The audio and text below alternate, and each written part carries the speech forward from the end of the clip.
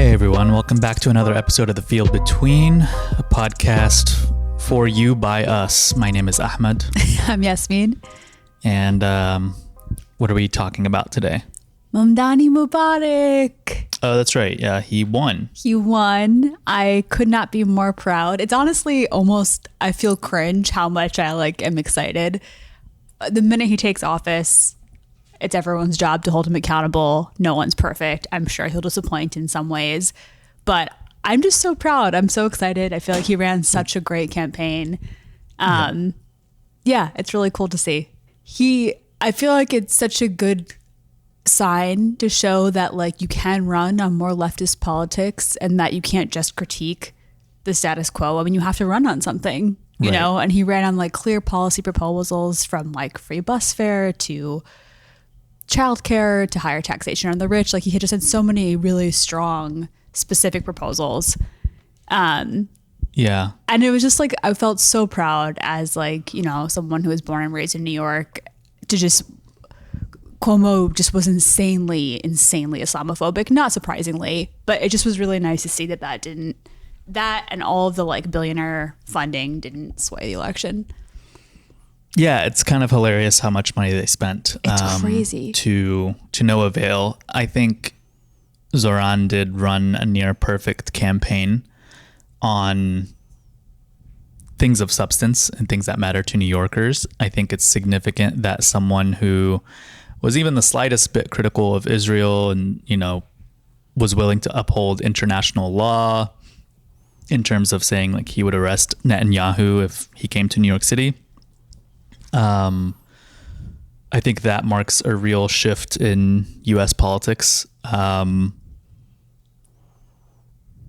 there's something related that I want to talk about as well, but we can get to that later on. Is there have been all these Republican gatherings of young Republicans going to see J.D. Vance speak or some other conservatives and asking truly really thoughtful questions about Israel and I've U.S. seen commitment these, to Israel. And I'm this is a huge shift. But anyway, I do think that Mamdani ran a really great campaign. I think it's also true that he's running to work within a system. And I don't know. I do understand where people are oh, Zoran's not a revolutionary figure. I don't think he's running as a revolutionary figure. I think that's fine. I think he's going to hopefully give us the best someone can give in that role in the current system that we have. And I think other work can be done to, continue to transcend the systems that we have in more meaningful ways. Yeah, I feel that's so well put. But I don't think that's it's a not moral an either or. Yeah. Yeah, I don't think it's for me, it's yeah, not. I think it's a both and. Yeah. Yeah. Careful with the cord touching the laptop. But I think people critique it as if it's specifically a moral failure on Mamdani. You know what I'm saying? They're oh, he's leading people astray or whatever. Or he's, a wolf in sheep's clothing almost, or, someone who's just going to betray us. I think it's a fair critique of him to say, oh, look, he's running in the Democratic Party and he's run as a Democrat in this institution. He's willing to keep Tish on as police commissioner. So yeah, I mean, he is going to make compromises that I think we are, I don't know, not happy about, but we'll see. We'll see when he gets in office what happens. But I think even the best candidate in that role is going to have limitations and contradictions that they can't reconcile because you're a bureaucrat. Yeah, exactly. I feel it's totally okay. And I don't have a problem with someone being I just don't participate in electoral politics. That's a valid path, but that's definitely not my path. And I think that I understand that once a candidate is in office, even if you voted for them and you really support them, it's your job as their constituent to push them. Yeah. And it's your job to advocate, including levers of power that are organizational, you know what I mean? And not political office. I think the only way he could become a revolutionary figure is when New York succeeds. secedes. Yeah, well, no, that's exactly what I was going to say, Yeah, actually, yeah. is if the country continues to deteriorate and we start to see Splintering.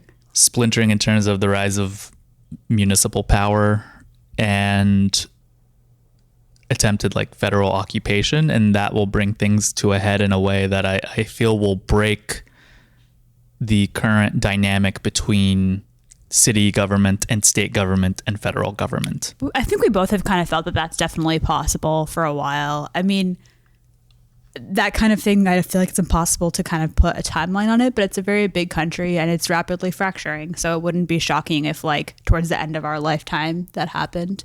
Yeah. And then maybe he'll be putting on a general's uniform and riding a horse. Yeah. And properly establishing the caliphate. He also just like, this is my first experience, honestly. I feel like I was so happy for other people when Obama was first elected, and like it meant so much to so many people. It meant a lot to me too.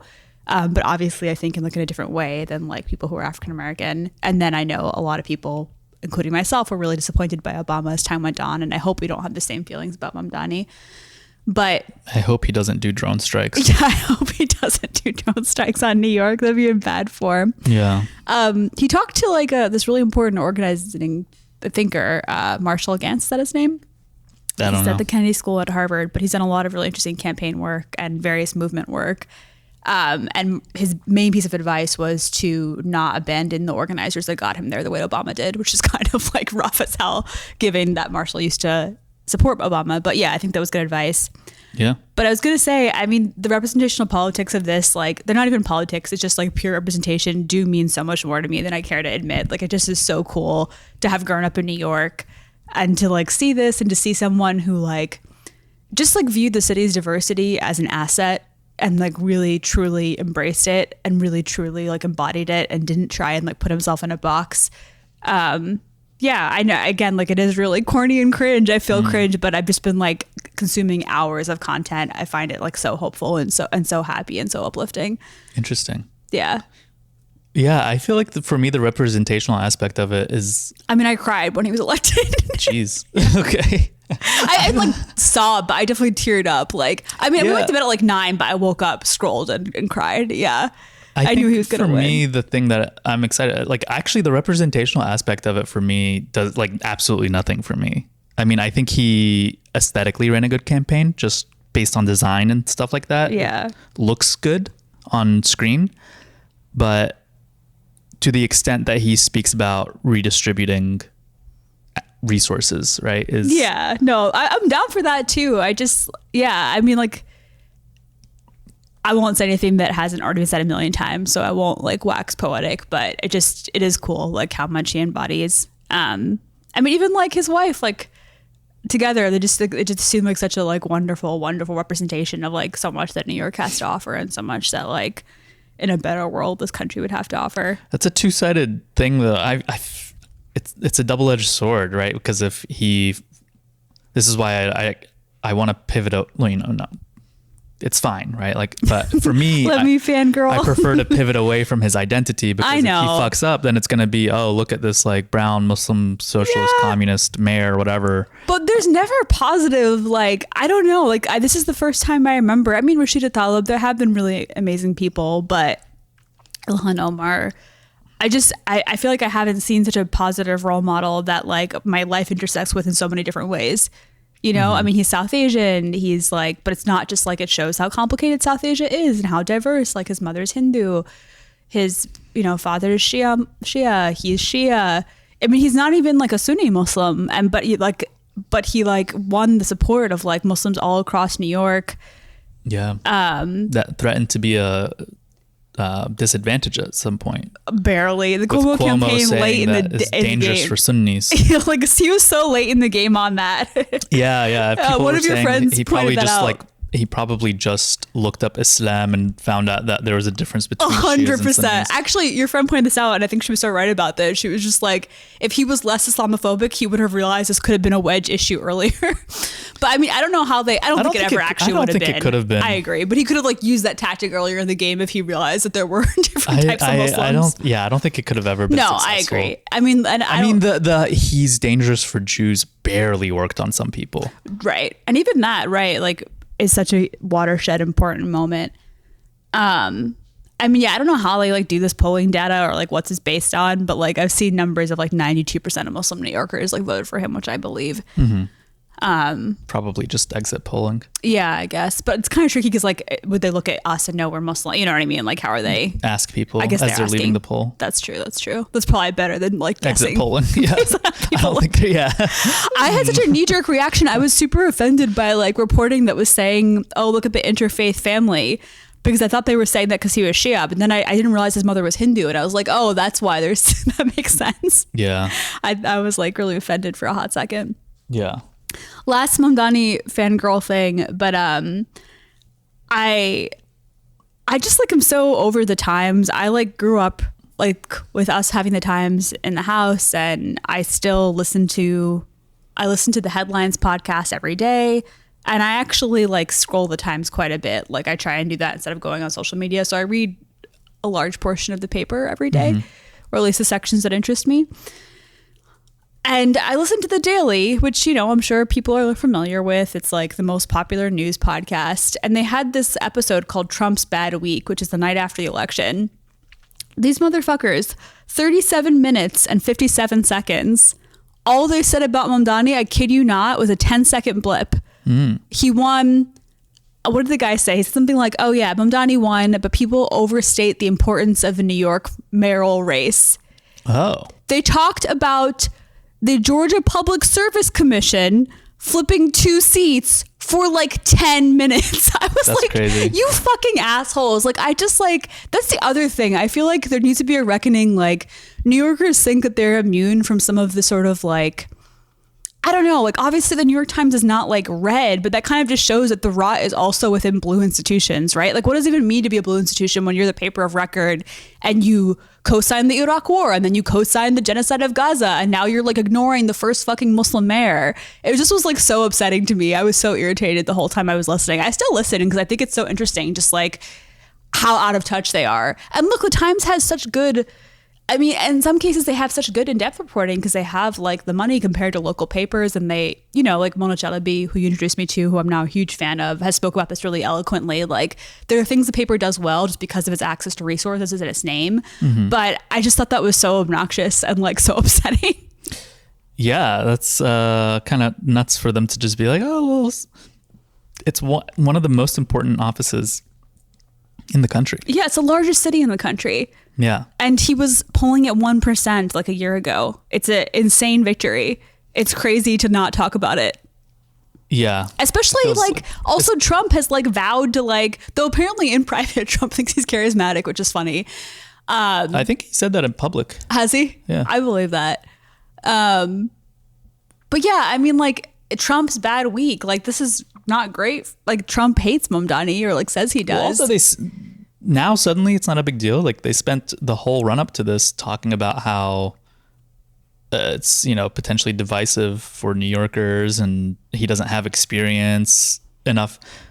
Like why run all those pieces saying that he doesn't have experience if the office doesn't really matter? Yeah. If it's just like, oh, whatever, Pete Buttigieg was the mayor of Bend, Indiana, right, or whatever. right. I don't know where the fuck he's from, but yeah. And they also ran a lot of really damaging articles talking about like how it's gonna be bad for Jewish Americans. So I think even they finally had to, because of polling from the midterm election, or not the midterm election, the primary, like acknowledge like, oh, quite a few Jewish New Yorkers did support Mamdani. Otherwise he wouldn't have, you know, been successful. Like there's a generational shift here, a generational line. But they were pretty late to even kind of acknowledge that. Yeah. I just have a clip of what New Yorkers could have had and did not vote for. Okay. This is Curtis Sliwa in an interview. This was, I think, in 2021. If a female rat is in proximity to a cat, and they smell the cat in the area, they get so traumatized that they abort all the fetuses. That's how powerful the presence of a cat is. You've just said a lot. How do the rats terminate their pregnancies themselves? They just immediately, they abort the pregnancies. They're so traumatized, they're so scared because they smell, the cat, and the cat obviously is in proximity. Now, the Is this in regard to the rat issue? Is even greater than the cat. I totally understand smelling a cat, but I just don't understand how the rats abort their own fetuses. Well, that I am not a... I just fucking love that clip because it's actually from 2023. The man has 17. I don't know if you've seen clips, but he has 17 cats. No, that's so cute. In like a studio He apartment. seems like a fun New York character. I mean, a lot of things he stands for are really fucked up, but he's very funny. He's got good sound bites. He seems like a genuine dude, but he's he lives in like a 800 square foot studio apartment and has 17 cats and has all these litter boxes. Later in the clip, he just shows her. He checks each litter box multiple times a day. Oh God. We don't even do that for our one we don't. cat. I scoop for her once a week. Yeah. Well, the guardian, the part that's messed up is the guardian angels can do like some really weird shit. The group, but the vigilantes group can be pretty racist and stuff. Sure, of course. But yeah, no, he does seem to have really charming sound bites. I hope he's made in charge of praise or something. He seems very invested in them. Yeah, I like that. The interviewer does not know what to say. He's just like, if they just even smell a cat, they will abort their fetuses. It's like, that's how powerful my babies are. She's like, okay. And the way, I guess in her mind that he paints the picture is that the rats go to like a little rat doctor who gives them an abortion. Because he just doesn't have any follow-up details about how the expelling of the fetus actually happens, whether it's just a natural reaction or some more sophisticated rat process. He's just guessing. Similarly, like I will miss Eric Adams, like his like sound bites. What? Yes, I did. It was so hard to watch. It was so cringe. I watched most of the extended version. Oh, really? Yeah, it's but really it seems cringy. like he really wants to be with her. Yeah, he's just so awkward, and it's funny because I like watch her pretty often, and she often will do like the like awkward silent stare to try and make her guests uncomfortable, but he just like so misinterpreted it as her being interested. It was so awkward to watch, having seen her do that to lots of guests, and they usually get squirmy, like, or start talking, and he's kind of the perfect person to you can't really shame him. He's beyond shame. After I saw the fourth clip, I was like, I could see them. I feel like she owes him one date. Absolutely not. Yeah, no. But he seemed very smitten. He's just a weird guy. And then at some point she's asking him something and he randomly just blurts out Israel. Yeah, it's not even related to the question. Yeah, what was it? Oh man, I'll put the clip in. Marry, F, kill, communism, socialism, capitalism. I would marry capitalism, Israel, socialism, and communism. I would kick to the curb. I will miss how weird he is. I mean, he's funny. He's good like comedy, but he's not a leader. Sure. Yeah. Yeah. Other good news? Did you have any other mayoral news before we move on? There's a fire in Riyadh. Is there? Or there was. Well, that's not necessarily good news. Oh, okay. There's people that live there. All right. Is it coming for the king? I mean, the monarch? That could be good news. No, I don't think so. Not at all. Okay. I have family in Riyadh. It has to be like fireworks or something, I bet. Okay. Yeah, I'll see. What was your good news? Dick Cheney's dead. Oh, that's right. On the same day. Yeah. That Mamdani was elected. Yeah. What do you think about Dick Cheney? I think he's in hell. I mean, he was a horrible, horrible human being.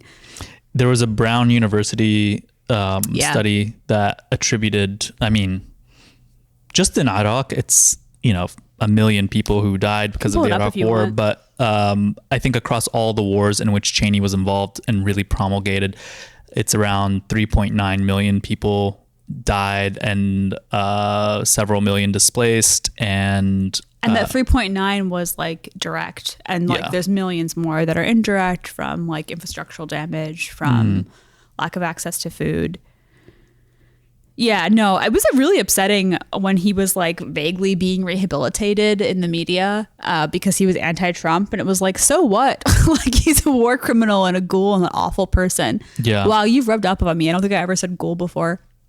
I'm glad. I'm glad he is no longer with us. Yeah, same. Okay, apparently, never mind. Maybe it wasn't a fire. It was the World Fire and Rescue Championship. Oh, so it was a intentional fire. Yeah, I guess the fires were all intentional. I have a That's JD. unfortunate. Yeah, but we don't want everyday people in Riyadh to get hurt. We just don't like the government of Saudi. Just some of the infrastructure. Yeah. Apparently they did. I did see this. They just even it looks like they're ready to give up on NEOM because they've spent $50 billion on it, and they've had to. It's over budget, behind schedule. It's really based on Mohammed bin Salman's love for science fiction, so it's got a bunch of just impossible architecture, like buildings that hang from space. It's 100% morally and religiously wrong for these people to have as much money as they do. It's like haram. And I didn't know this. Apparently he wants it to be like 1,500 feet up, and they had to they're just like, we can't do that. It's impossible. And they give him a more realistic height at which they could build the structures. And he was like, no. I love how these guys think that they're visionaries, but they're actually just like playing with Lego sets, essentially, you know? They truly are. And then they pay, McKinsey and Boston Consulting to just come tell them that, yeah, you can do it if you do this. And then they get a bunch of slaves to go build it. Yeah. We'll be talking about the UAE later in this episode. Similar dynamics. Mm-hmm. If you want to do your JD Vance item, I also have a JD Vance item. I have a JD Vance item? You were saying that you wanted to talk about the... Oh, yeah, we could talk about that. I mean, I don't have the clip queued up, but I'll slide it in. There was one that went viral recently, but pretty much just at conservative rallies. I think one with JD Vance... JD's been asked about Usha. And that was what I was going to bring up. Oh, really? Yeah. What are your thoughts? Yeah. So he was basically asked about his wife being Hindu because he's been really leaning into he's like a Catholic convert. Catholicism, yeah. Yeah. And he said that he hopes she converts one day. Yeah. Which, like, look, I feel like Usha is also a terrible person. She knows what she got herself into. They're both so cynical in their deployment of these conservative ideas. I think they just want power, and they're just, like, really awful people. Yeah, Usha's not some, like, Indian immigrant who came and, like, needs a green card and doesn't, like, I feel like, exactly like you said, they met at Yale Law? Yeah. Right? Yeah. So I don't, like, feel bad for her because she sucks. Yeah. But as someone who grew up, like, in an interfaith family, that is just so absolutely bonkers, reprehensible thing to say about your partner. Really? Like, yeah. I think that's so awful. It didn't strike me as that bad as people were saying. The mother of your children that you, like, knew that she had a different faith before you married her to be like, I hope she converts, like, this late in the game? What are you thinking? I think he said it in a way that he's like, I feel very strongly about this. We talk about it. I hope she is drawn to, like, belief or whatever, being saved by Jesus in the same way that I am. But if it doesn't happen, it doesn't happen, sort of thing. And I think that, honestly, okay, I'm not in the business of defending JD Vance, but on this particular thing, I'm like, among all the other horrible, reprehensible things he said, if you're genuine in your belief that this is, the true religion and that it saves your soul, like, you should want your spouse to, like, follow that, right? I know. I think it's very disrespectful. And I also think that there's been so much anti-Indian rhetoric, which has actually ironically flipped some, like, Desis in, like, New Jersey. Did you see that? Some districts went back to being Democrat. All these fucking Desis with money are, like, want to be Republicans, and then when they get called names and... Like Vivek, and they were like, you're you don't believe in God. Yeah, or they like get and then like he was like, I do a version of Hinduism that is actually kind of monotheistic. I mean, that actually is a legitimate interpretation of Hinduism, but it's still embarrassing to try and like fit it into a Christian framework. Yeah. I mean, I guess, yes, on one level, there's the aspect of, is it disrespectful to say this in public? But I was just going to say, like, because there's such anti-Indian rhetoric right now, I feel like he's kind of just piling on and being like, yeah, my wife's a heathen. She's a non-believer. I hope she sees the light. And it's like, you are such a jerk. Your kids are half Indian. How could you? Like, half of her family, Yes. you know, her half of their family, her whole family. But it's not about her ethnicity. It's about their belief system. I think they raised their kids Catholic. Yeah, and he said that too. He was like, the kids are in Christian schools. Yeah. I think I agree that you could have answered that better in public because now that I'm thinking about it, I feel like he may just believe that in his heart, and maybe he says it to her and they talk about this in private conversation. Maybe. But it means something else entirely to say it to a really conservative crowd in public, because he knows like the subtext or the valence of the question. Right. They're not actually interested in like a nuanced spiritual dialogue between this married couple. They are saying, hey, she's an outsider. And he kind of validated that in his answer. Yeah, I think that's a fair distinction. I hadn't really thought about it, but it is one thing, I guess, to talk about it in private. But exactly, I just feel like he's kind of playing to a ravenous base at his wife's expense, which is really icky. Yeah. I agree. Yeah, with that. I mean, then again, like, I don't care about her, but still, like, on principle, it's icky. No, it's a bad thing to do. You gotta present a united front. Yeah. And then there was a lot of weird commentary in this. I thought I didn't agree with this about like, if someone asked me, they're like, oh, she's Shia. Did you know that? like, And they don't follow the sunnah. And I'd be like, I guess, yeah, that's true. That is very concerning. I've never really thought about it that way. But thank you for bringing that to my attention. I'll be having a very stern talking with her later. Yeah, I'm not even really Shia, so that's okay. But yeah, there was also all this weird commentary about like him hugging Erica Kirk. And I thought that was actually kind of overdone and weird. Again, that was hot. That was really hot. I didn't think it was that big of a deal. I feel like, again, I feel like hesitant to say this because I don't care about Erica Kirk. I think she's terrible. I think he's terrible. Everyone involved is terrible. But just kind of like, we don't have to over-sexualize hugging. There's nothing weird about hugging someone on stage.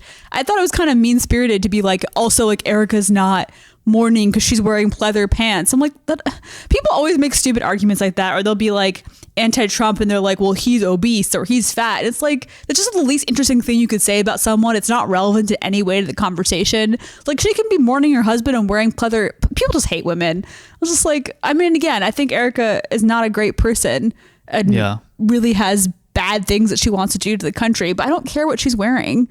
And I don't care that she's hugging. Unless he has like a remote control vibrator panties on Erica, which he does in my erotic fan fiction that I'm writing about the two of them. I do think that she's happy. Like a cuckold in that fantasy? Is she just watching? It's a cheating thing, so she doesn't know. Got it. Yeah, but then I think she finds out, and then she's okay with it. She's like really cool about it. She's like, I converted to Christianity and Jesus said this is what I gotta do. She converts to Catholicism. Yeah. I do feel like the hug is whatever. You know what? I was thinking about it because I do feel like a lot of people have made a lot of hay about the hug, and it feels so much like, I don't know, like in 2012 when conservatives would just be so scandalized by the slightest, emotionally or sexually charged moment between another political couple. And you'd be like, what the fuck is up with you prudes?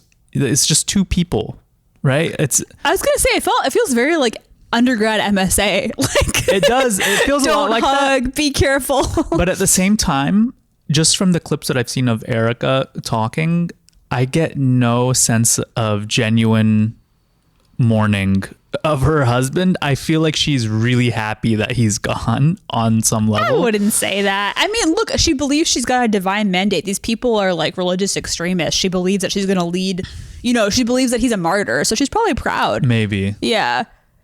I don't know. Yeah. But if you died, I don't know if I'd be doing speaking gigs immediately. Yeah, but we're not fanatics. Or if you were giving a talk on an undergrad campus and you were like, owning like a young conservative, the same way that Charlie Kirk was owning a young liberal. Mm-hmm. Yeah, I don't think I'd be on the road immediately. No, I agree. But like, I think that martyrdom is a really powerful concept. And I think these people are very invested in it. I mean, they really believe that like Kirk died in the line of like fighting for God, and that he was chosen by God. Like they're crazy. They're really intense. Maybe he was. I don't know. But anyway, yeah, the hug is whatever. I don't really care. Yeah, I don't think we need to like play purity politics. I feel like that's a boring game for she leftists. Hugged Trump too, and people tried to make that seem sexual. Oh my God, I saw a video of it's Trump just because earlier. she's a blonde, busty lady. Let her hug whoever she like. Who cares? Yeah. Careful with the mic. Oh, sorry. You can't be hitting it like that. What were you gonna say? Trump looks like shit. He does. He looks like Halloween, like Walking Dead. Absolute shit. Yeah. Like so. I mean, he always looked bad, but he looks. He does, yeah. Terrible. These people are old. It was the same thing with Biden. Like they must have to pump them up with so many drugs, keep them functioning. Like, you think about like your grandparents at that age and they get tired at like 5 p.m., and they wake up at like 11. They're like awake for like 6 hours. And he's just, he's probably filled with a lot of some mystery juice. Yeah. Doesn't look great. No, his hair looks just awful. What's new about the hair? I feel like the hair is kind of the same. It's, he's always been, like super wispy up top and it's really long and it looks like shit because he just like combs over in multiple directions, but he uses the hair on the side of his head to comb over. You really studied this? Oh, yeah.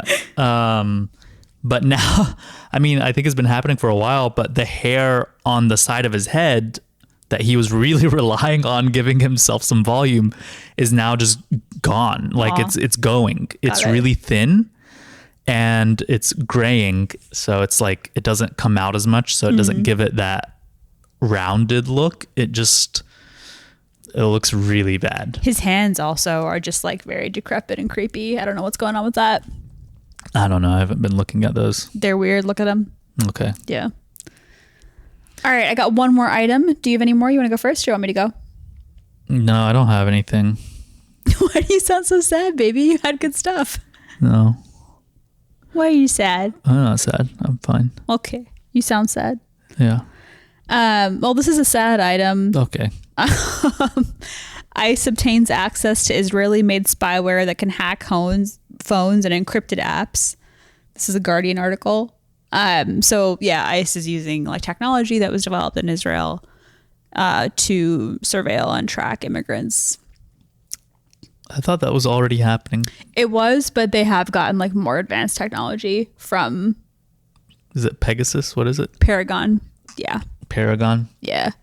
Great. Just a reminder that all the awful things that we do abroad, because Israel is basically a client state of the U.S. or a proxy, come back to us. So have you seen there was a shootout between someone and ICE in Chicago? No. They tried to kidnap. I don't know if they might have already. I don't know if there are any updates on it because I've heard. I have no opinion about this because I think it's very complicated, and so I'm not trying to like be edgy or take a stand. But it is kind of interesting. I've heard that like a lot of the gangs in Chicago have actually gotten involved in like anti-ICE stuff, which is that so? Yeah, which is interesting. Like a real news story, because I know people were saying that this is a thing that should happen, but as far as I could see, it hasn't. Like people started memeing it, but I haven't seen a real story about this. But this is yesterday. Chicago shooting. Shots fired at Border Patrol agents during immigration operation near 26th and Kedzie. But I guess... Yeah, I'm seeing a couple of articles, but to be honest, they're mostly Fox, so maybe you got a point. Yeah. Wait, so sorry, I kind of missed the context for this. This is a shooting that's happening, a shootout over someone being detained by ICE. Looks like a bunch of people gathered and it just escalated and escalated. They had a woman in a van. They demanded that she be released, and then someone shot an ICE agent or shot at an ICE agent, and it looks like they got away. Got it. But they didn't shoot to kill the person's fine. The ICE agent's fine. Thankfully. Yeah. I mean, there isn't much to say besides like the ongoing horror of the ICE occupations is absolutely insane. There have been so many crazy news stories out of Portland, out of Chicago, out of San Diego. I've been seeing some. Yeah. I mean, it's happening all across the country, but it's happening on like a more coordinated effort and to a larger extent in some cities more than others. New York had some really bad rates. Yeah. I mean, this is only a matter of time before it just starts to happen more. I mean, this country has a ton of guns. Yeah. People don't like it when you go into their neighborhoods and kidnap people they know. And especially when you're masked and you're in a unmarked vehicle and you don't have identification. Like, what do you expect to happen? Yeah. And also I think and this is like a very, very tiny shred of hope. I was listening to a news story. I forget where this was, to be honest, but I think it was somewhere in California about this guy who was kidnapped, who was undocumented, who was like the ice cream guy in the neighborhood. Mm-hmm. And there were a couple of like people who were like, yeah, like, I don't like illegals, but he was like our ice cream guy. Like, people don't realize that like when people hear the term illegals, they think about like scary people that they don't know, not their neighbors. And so there does seem to be like, I mean, the question is at what cost, right? I don't think it's obviously worth what's happening to people and the many people who are detained all around the country. But I do think some people are realizing like, oh, like I didn't mean my neighbor or like the person I personally knew. And like, that's who the government is coming after, is just like everyone, you know, like not like this myth of like all of these, it's such a racist myth of this, like all these hordes of like people who are criminals just hiding, you know. Well, even if someone does have a criminal record. Of course. Yeah. Right. They don't deserve to be treated this way. Yeah. Yeah. The point is that the Constitution should apply to everyone and protect from government overreach, even when there is a crime. 100%. I totally agree with you. Yeah. But I think like that's who people are picturing in their minds, or like this kind of like made up racist stereotype of essentially like a gang member or whatever, and not like the people that they know that work with them and live with them, you know, that are being hunted down, including, and again, it should not matter. It's just as awful when it happens to people who are undocumented, but like there have been a number of citizens that have been detained. It's just been crazy. Like there's no due process whatsoever. Yeah. Yeah. What's your last item? Oh, it's less of an item and more of a topic. Okay. All right. So this is the topic that everyone should boycott the UAE or the United Arab Emirates. Mm-hmm. So we'll talk about it. So for those who don't know, the UAE is made up of 7 emirates or city-states. So the capital is Abu Dhabi. Dubai is the largest city. There's 5 others. We both have been to the UAE, I guess. I was in the UAE for a total of 10 months when I was it only between the ages of 2 and 4. Yeah, you were really young. So that's was it only 10 months? Cumulatively, yes. Oh, so tell me more. I'm curious. Did you go? I don't know. I was between the ages of 2 and 4. But based on your parents' stories, was it kind of like you're going back and forth between Egypt and there because your dad was working there, or? I don't know. No. Based on your mom's stories, it sounds like you were living with a lot of other people who were like, or in close proximity to other people who were also like workers from, or people who are working there from like around. It's possible. The world. Yeah. And my only experience with the UAE is that in 2018, so like 7 years ago, I went to Pakistan with my dad and we flew Emirates, and there was a layover in Dubai for 12 hours. That's the only time I've spent there. It was really trippy and weird because like from when we left our house in Brooklyn to when we got to Lahore, we took a bunch of cars. Like we took a cab to the airport, and then we took like, I think 2 or 3 cabs in Dubai because we had 12 hours to kill. And then we took a car to the place that we were going in Lahore. All of our drivers were Desi the entire time. Yeah. It was like a real interesting diaspora. Like, they weren't all Muslim. I think at least one of them was Sikh, but like, yeah, they were all Desi. Yeah, it was just kind of interesting.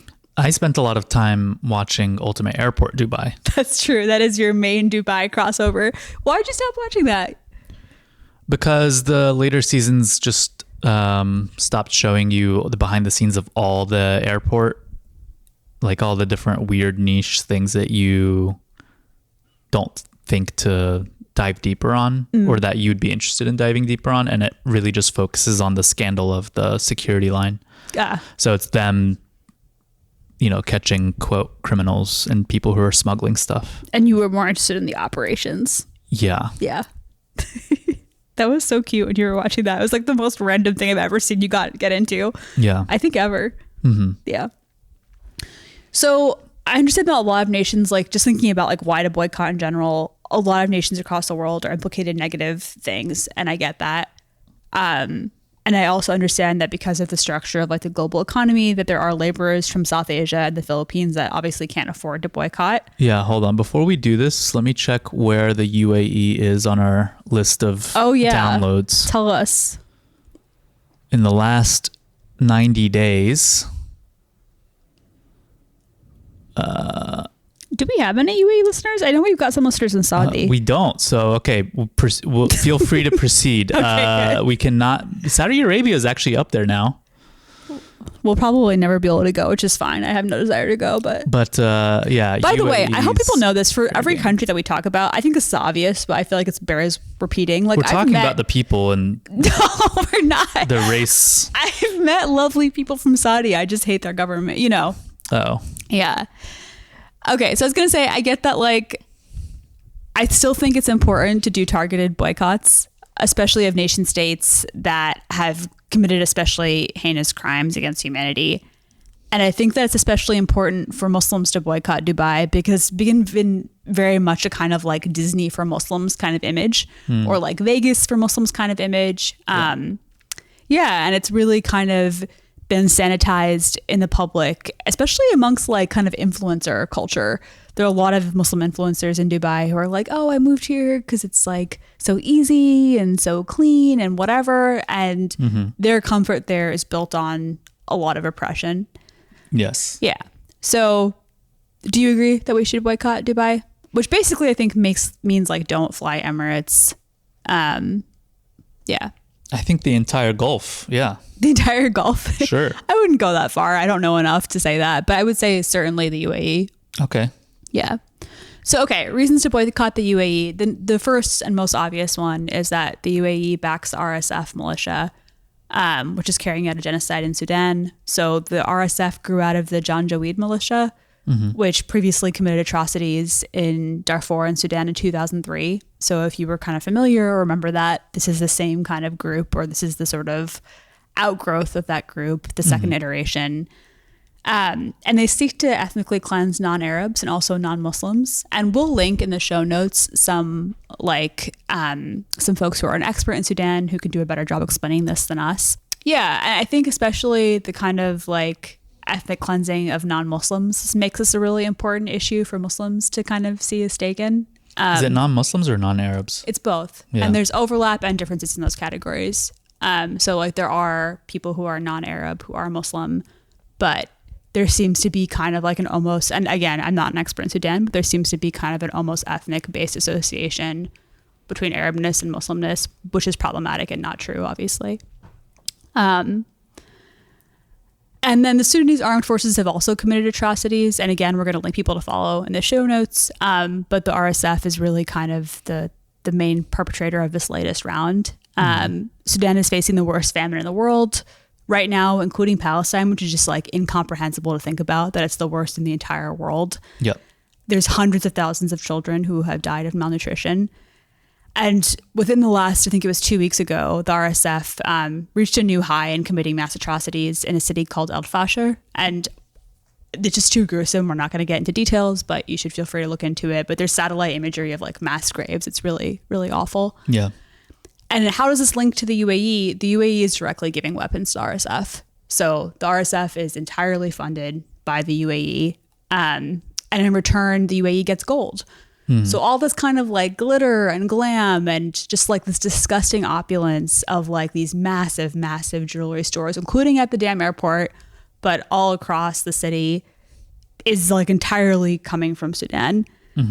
The UAE is kind of looking also to diversify their economy and get away from oil. And so they own and control farming operations in Sudan. And they're looking into kind of, it seems almost sort of like a colonial relationship a little bit. Buying land in Egypt too. Yeah. Are they buying land in Egypt too? Mm-hmm. Shit. Also for farming operations?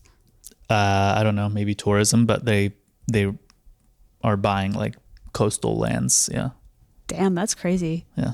Yeah. I've got a good Middle East Eye article here that will link where I'm getting lots of information from.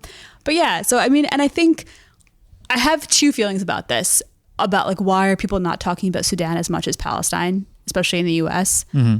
And I think one thought, the more generous thought, is Israel is very much like a proxy state of the US. And so like our tax dollars are directly funding the genocide in Gaza. And so there's like a kind of direct relationship there. So that's and I think like that's the kind of reason why I think it's like taken a little more time for people to understand the conflict in Sudan. And like there's two different factions on the ground, both of which are killing a lot of civilians, right? Mm-hmm. But I do think the less charitable and also true explanation is a little bit of just like acceptance of Black people dying, and like this idea of like, well, these things happen in Africa.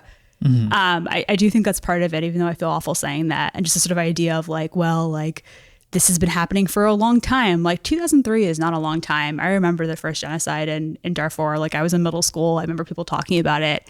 I think that's actually the first time I like heard about a contemporary genocide that, you know, I had only heard the term genocide before that in reference to the Holocaust.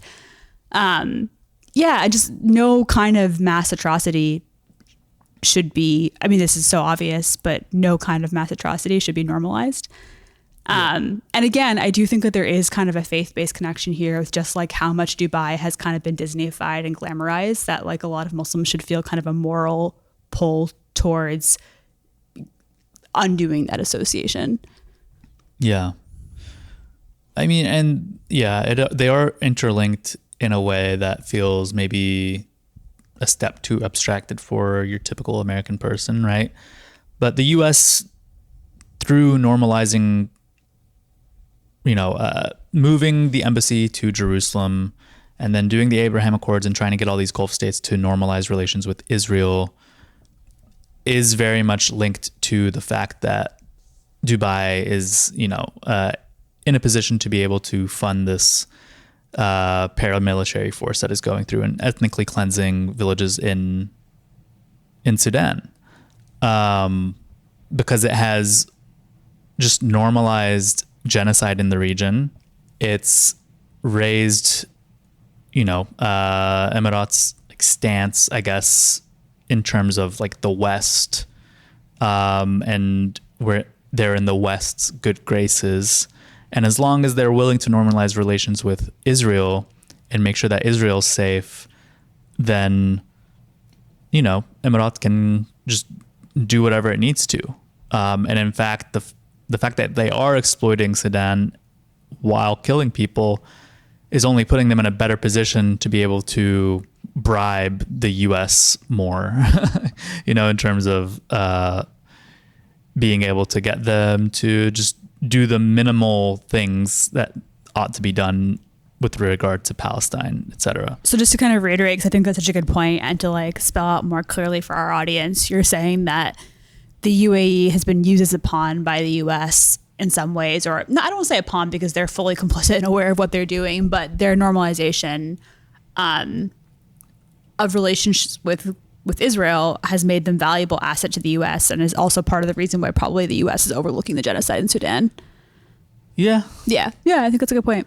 And it's also why like I don't hear much from the Egyptian government on the situation, on the genocide, aside from complaining people about saying Sudanese refugees. And it's, I mean, it just should make it so apparent how spineless Sisi is, because on two of his borders you have genocides, and Palestine and Sudan, both by states that look down on Egypt, Israel and the UAE. and you don't say anything. You don't do anything. Yeah, and also, I mean, like, nation state borders are relatively contemporary, and like there's a lot of shared heritage and a lot of people in Sudan and Egypt that like have the same ancestry. Like there's a very strong connection there. I mean, there again, like it's silly to say like there are people in Egypt with Sudanese heritage because like Sudan and Egypt are like relatively contemporary nation states, but they border one another. Yeah, it's so yeah, I definitely agree that more people in the Arab diaspora and more Muslims just around the world ought to be as angry with, you know, Emirat and Saudi, but, you know, focusing on Emirat for this conversation, as they are with Israel. Yeah, and one thing that's been really beautiful to see is the kind of solidarity that the Sudanese diaspora and the Palestinian diaspora have for each other. I mean, I've even seen people in Palestine, like, you know, like really well-known journalists and stuff posting about Sudan. And so they see the connection there in like the way that they're suffering. And so I feel like we really have a duty to like follow that also. And like, I don't think that these are like, you don't need to just focus on one atrocity. You can hold space for both. Yeah. Is the RSF using American weapons? Because I think the Gulf states buy their weapons from the U.S. That's a good question. So. I honestly don't know. Like, I mean, I think they're getting them from the UAE, but like where were they initially made? I don't know. Yeah, the UAE's not manufacturing weapons. They buy all their shit from the US. I think same as Saudi. Yeah, possibly. I don't know. Maybe even some from Israel. I'm not really sure. Yeah. So go ahead. That's like our main big first reason is just because the UAE backs the RSF. That's, you know, the most obvious and important reason to boycott right now. And again, I think the main way you can do this is just not stop over. Like when you're going to wherever, just like don't stop in Dubai, you know, fly Turkish Airlines, you know, yes, Erdogan's also is a fascist, but like there are orders and scales of atrocity and right. You have like a duty to kind of make a targeted boycott here. Yeah. The other reason is because, and you kind of alluded to this earlier when you were talking about Saudi, which is similar in this regard, but the UAE is very much like a modern day slave state in terms of like its working conditions. They have a system called the kafala system, which is, I'm reading here this is called the Hidden Costs of Progress, Human Rights Violations of Migrant Workers in the UAE. It is a report from the European Center for Democracy and Human Rights. But basically migrant workers comprise about 95% of the UAE's workforce, which, okay, this is maybe like a weird, like American thing to say. I don't know if this is like not the main reason to boycott, but it was also really weird, even just for those 12 hours of the layover that my dad and I were there. It's really weird being in a place where the native people don't work. Like they just shop. It's just very strange. Like, there's nothing, I mean, like, yes, we have gross class inequality in the US, but there's nothing like that here. I've never been somewhere where that's the case. It's very weird. So yeah, like all of the work is done by these migrant workers, and employers hold immense power over them. They often confiscate their passports to restrict their freedom.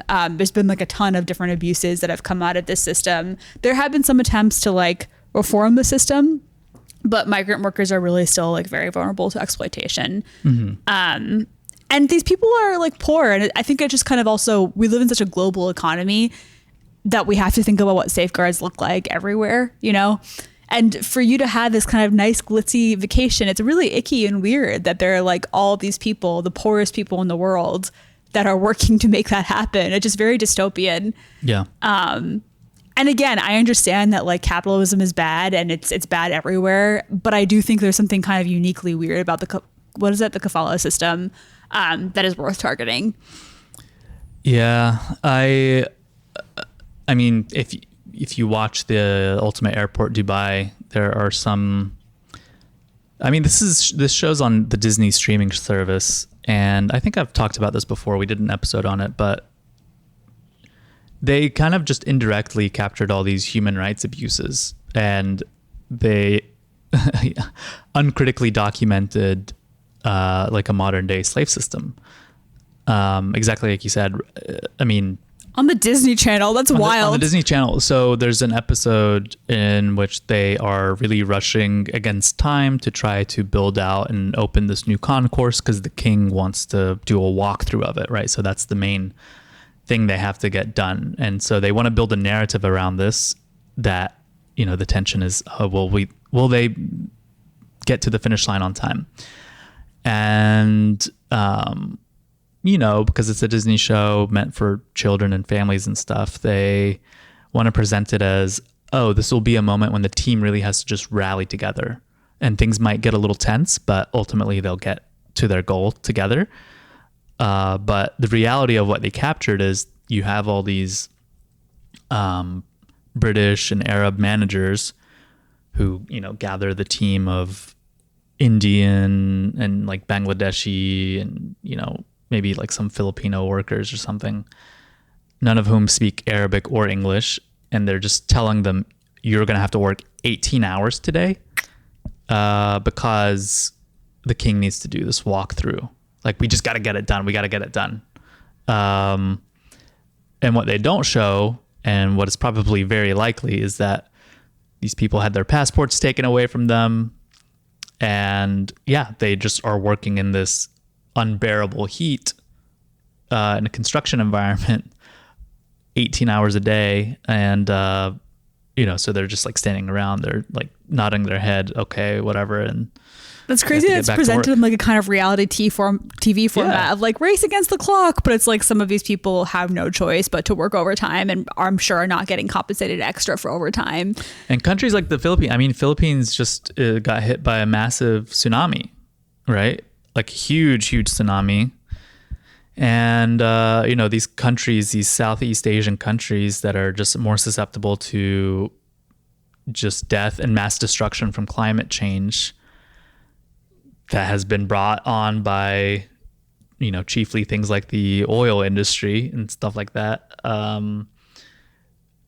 The really perverse thing is all that is going to redound to the benefit of these rich Gulf states, because you're going to have all this, economic migration, because, people whose lives have been destroyed maybe for a generation or two, or like it just begets poverty, and that poverty is going to beget economic migration to places like Dubai, unfortunately. Yeah, that's why it's also so weird to see like Pakistani diaspora and like Indian diaspora, like the upper class, like vacationing in Dubai, and like both like actually straight off like just people from India, Pakistan, and diaspora. It's kind of like at the expense of like the poorest people in the places that they're from, Yeah. And I think there's also like a weird sense of like pride to be in a place that like is run by Muslims, but like for what? Like to what ends, Mm-hmm. Yeah. What else? The last reason is just that it's aesthetically bad. It's not attractive. It's not beautiful. No, it's not beautiful. Like, this is obviously the least important thing, but I just don't understand how people portray it as so glamorous. Like, I haven't been to Vegas, but even Vegas, like, I don't know. Vegas sucks. Yeah, that might not be Vegas my sucks. cup of tea either. But it is like Vegas.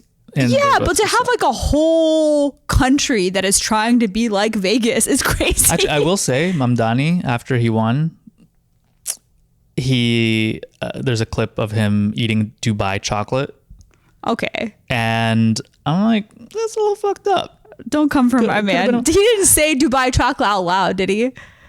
No, the guy hands him. He's like, hey, this is Dubai chocolate. Will you try this? Maybe it was like a local store he was trying to support.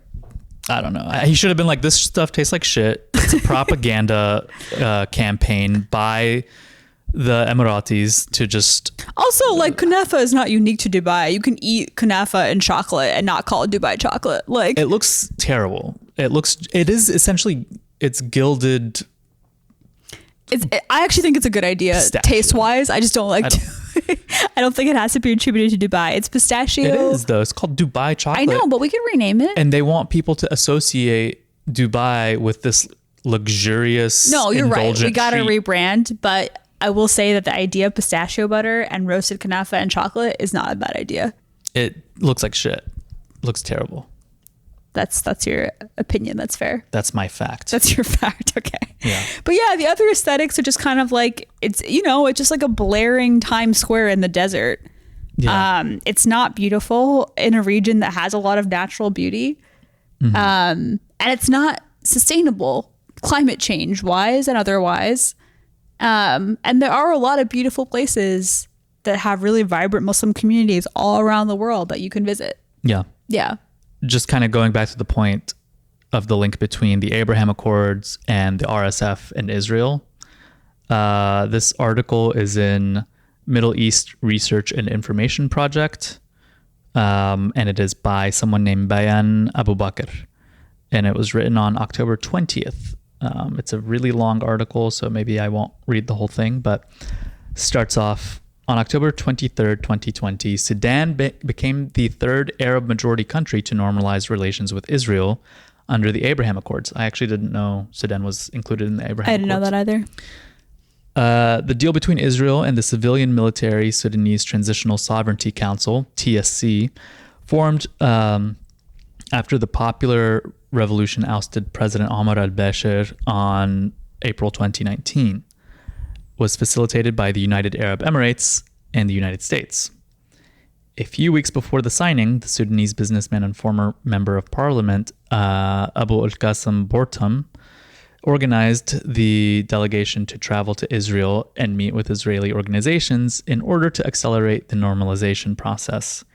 Whether the visit happened is unclear, but Bortam justified his actions by stating that any sentiment Sudanese people had for Palestinian liberation was a result of ideological brainwashing, and that normalization with Israel would help Sudan attract investment and have access to Western technology.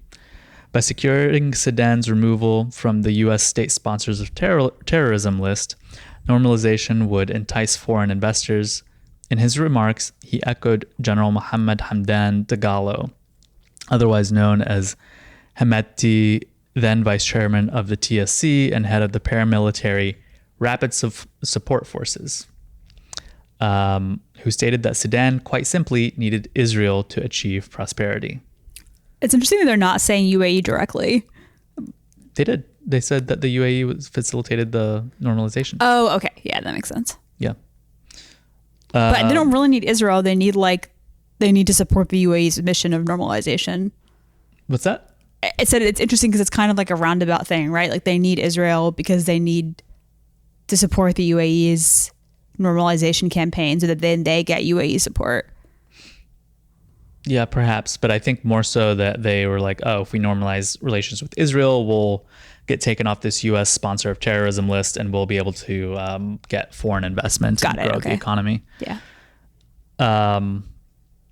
Rather than deliver prosperity to the Sudanese people, however, the Abraham Accords planted the seeds for the global co-optation of Sudan's popular revolution. Only 1 year after the Accords were signed, the dream of the eventual civilian-led democratic government was deferred by the coup carried out by the military component of the TSC, the Sudanese Armed Forces, and the RSF, on October 25th, 2021, against the civilian side of the transitional government.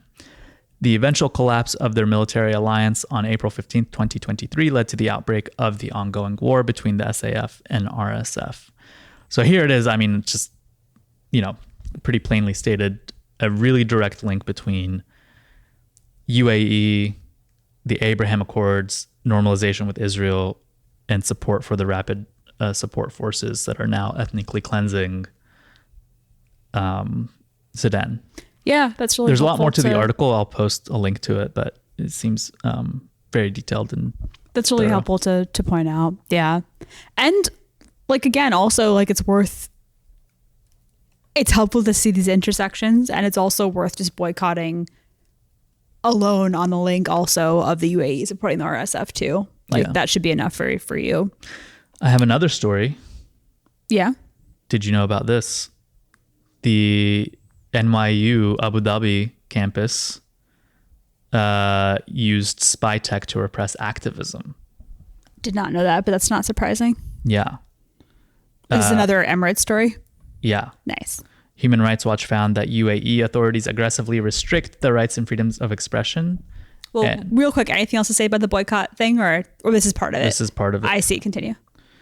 NYU has faced mounting criticism for its relationship with the autocratic UAE regime.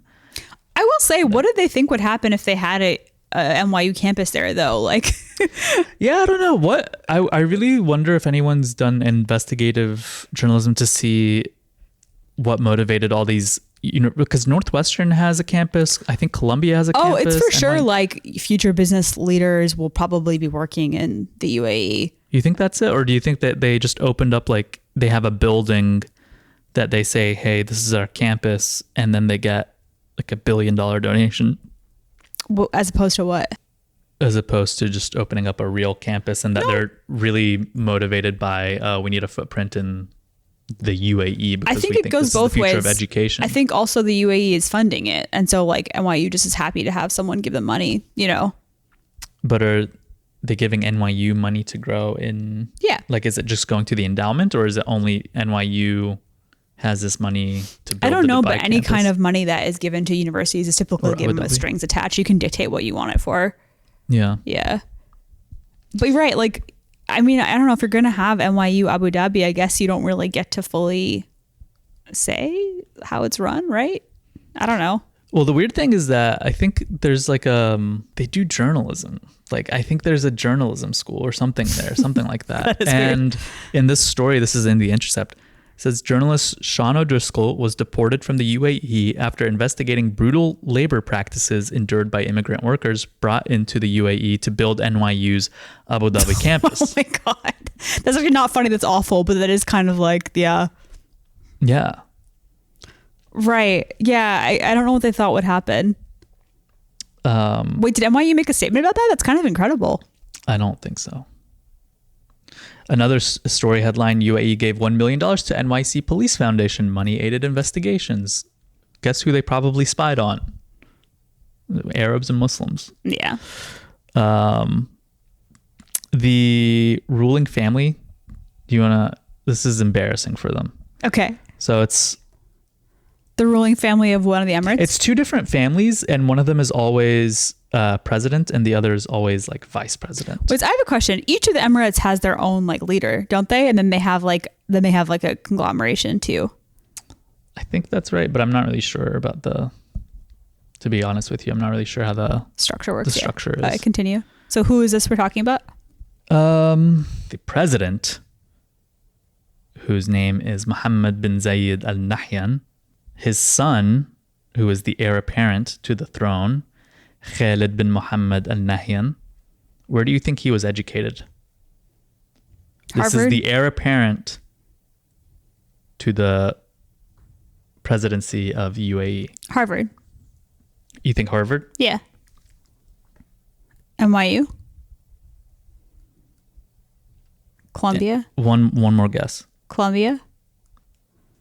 Khalid graduated from Arizona State University with a bachelor's in political science. Isn't that so embarrassing? That is kind of embarrassing. That's the most embarrassing shit I've ever You have all the money to buy heard of admission. in my life. Maybe, yeah, he must have really fucked up. If he could only Oh my play God, what a fucking failure. Can you imagine? Yeah, I mean, his dad was in the Panama Papers, or he was in the Pandora Papers. I mean, based on nepotism, even George W. Bush with a C average got into Yale. So this kid had to really fuck up. Your family is in charge of like $1 trillion fund, Yeah. and you go to Arizona. Maybe State. he really wanted to Oh wait, here it is. to party in anonymity. Sovereign wealth fund worth 1.5 trillion, and you go to Cool. Arizona State University. Yeah. That's like, I mean, JFK's Harvard essay was like, "Hey, I'd love to go to Harvard one day." I know. It just shows how different things used to be. Yeah. This guy what do you mean used to? This guy's 43 years old. It's not like he's No, JFK, I'm saying. yeah. Yeah. Yeah. I feel like you could be very nepotistic in his time too. It's not like, No, it's true. at the time that he was growing up. All right. Anything else? Last words to say about why to boycott Dubai? Sorry, one last serious thing. Actually. So many articles you So found. there is, I actually did have a lot pulled up. One thing that I want to point people's attention to is this Substack called Sudan War Monitor that does really good reporting. We'll put on that in the links, what's yeah. going on. There's this one story that just shows, I mean, again, it's not like UAE just has these ongoing things or agreements in place with Sudan that are just on rails, and it can't, even if it pulled out now, would it make a difference, or can it really exercise force over what's happening in Sudan? this story from January 9th, 2024 in Sudan War Monitor. I think it's a little editorial, but says think tank says pressure Speak up a little bit. Whoa. You're dragging I'm looking today. at my levels. They're fine. Really? Oh, yeah. Think tank. Pressure from Emirat could pull Sudan back from edge of abyss. International Crisis Group, a think tank studying global conflicts, says the two sides to Sudan's conflict might agree to a ceasefire if they came under increased pressure from their international backers, including the United Arab Emirates, which has supported the RSF politically and allegedly also militarily.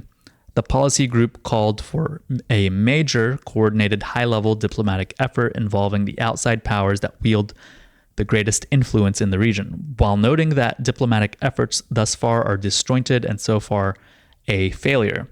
In its policy paper published yesterday, Crisis Group said that the Emirates will likely be central to any effort to get Hemedti, the RSF leader, to opt for peace. Likewise, pressure from Egypt will also be critical to getting the Sudan Armed Forces leader Abdel Fattah al-Burhan to sign a deal. Why Egypt? Because I guess they have a better tie to the SAF. Okay, got it. But they're not like military. I don't think they're like funding them. As far as I don't know. But I mean, it seems like, again, if the UAE was actually interested in the humanitarian situation, it could change it easily. 100%. That's a really good point. So this is not just a boycott that is like slap on the wrist, but it's like they're actively enabling, especially the kind of like level of atrocity to happen through like giving the weapons. And even if you say, hey, okay, well, maybe they have some power over the RSF, but they can't do anything about the SAF, or they don't have influence there, which I don't know if it's true or not, but they do have influence in Egypt. So it's like you could make one call to Sisi and be like, hey, could you get Al-Burhan on the phone and make sure that he talks to Hemedti, and we can settle this thing diplomatically and like force these two into some sort of negotiation. Like that could very easily happen.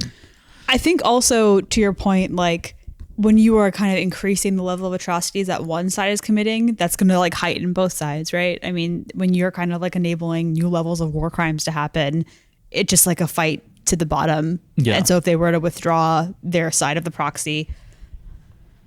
Yeah. We should make the album art for this like a picture of Sudan so people can see like where it's located. It's under Egypt. It's in Africa. Yeah, thank you. But we should visually put it on the thing so people can see. Right. Yeah. That's a good point. I do feel like I got this sense when people were doing the Save Darfur thing. Like, I don't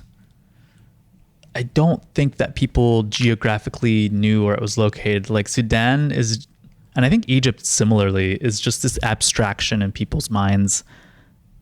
It's like a place that just floats out somewhere, and they don't really understand that it is a North African country.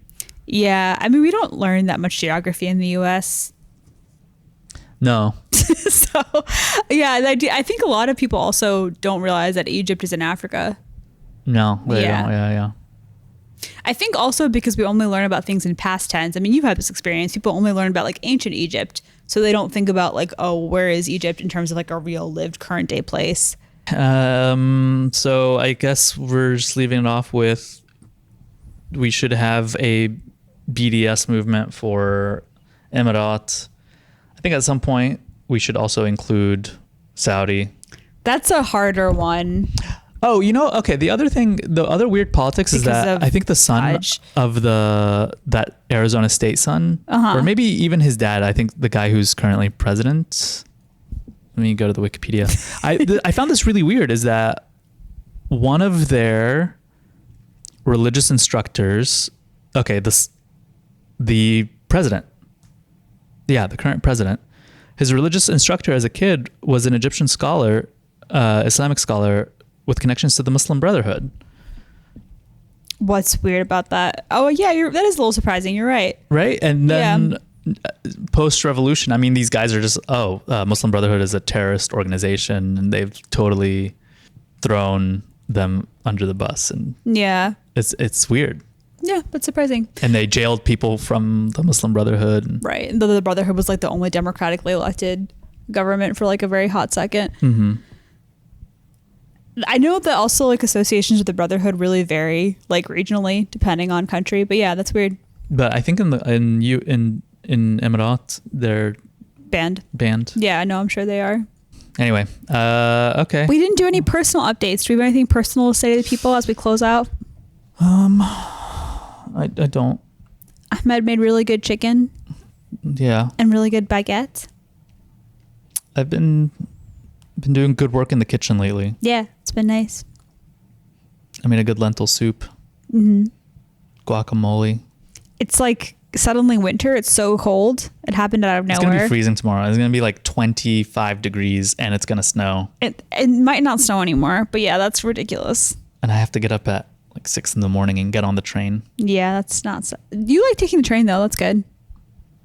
It's better than driving. Yeah. I got pranked by a bunch of TikTok teens on the. You didn't tell me that. I think they pranked me. What happened? That's so mean. They bullied you? I think I got bullied. Wait, you did not tell me that. What happened? Kids. Yeah, I was on the train back after I'm working part-time now.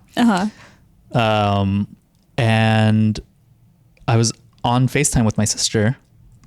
And this kid comes up to me and just like introduces, like, "Hey, will you record a TikTok for us?" It's a group of like young kids. I was like, "Okay, yeah, sure." Like middle school, like. Yeah, okay. Like that. And I was like, "Whatever, sure."